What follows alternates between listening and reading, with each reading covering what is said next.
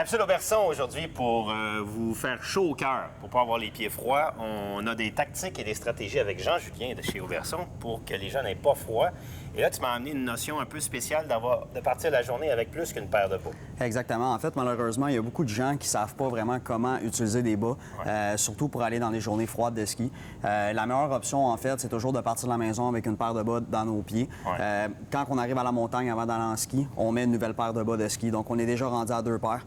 Lorsqu'on rentre pour aller dîner ou prendre un repos avant de retourner en ski, il faut absolument changer une autre paire de bas. Le gros problème, en fait, que les gens ne savent pas, c'est l'humidité qui s'accumule à l'intérieur. Donc, vous avez beau être même une journée qui va faire un petit peu plus chaud que la normale, mais si, par exemple, vous avez la même paire de bas depuis le début de la journée puis que vous avez eu 3 ou 4 températures différentes, il y a beaucoup d'humidité qui s'accumule à l'intérieur. Donc, même si des fois, vous avez des semelles chauffantes, des bas chauffants, malheureusement, ça l'aidera pas énormément. Mouillé, ça reste mouillé. Le froid conduit, l'humidité conduit le froid.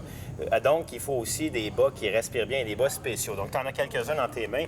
Et c'est quand on regarde l'étiquette, dans ce qui est la composante du bas, qu'est-ce qu'on regarde? En fait, aujourd'hui, avec une technologie, en fait, pas vraiment une technologie, mais une matière qui est quand même assez importante, c'est les bas en laine de mérino. Les bas en laine de mérino, qu'est-ce que ça va faire? C'est que ça va respirer bien, mais ça va garder surtout le pied au sec. Donc, ça va être un avantage, mais malgré d'avoir un bas en mérino, il faut quand même les changer 2 fois par jour. C'est ce qui est vraiment le plus important, en fait. Donc, souvent, je vous dirais aux gens, même si vous n'avez pas nécessairement le budget pour vous acheter une excellente paire de bas, achetez-en vous 2 paires normales, mais c'est mieux d'échanger qu'avoir une paire.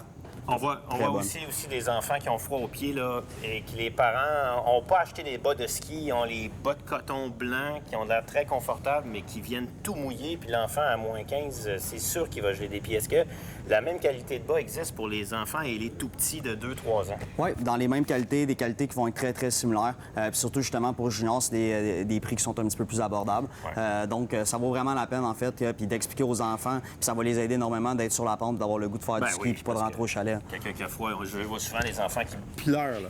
Puis là, les parents presque se chicanent avec l'enfant en disant « Arrête de chialer. » Mais attends, quand un enfant a froid, quand il pleure de froid, c'est l'urgence, on rentre.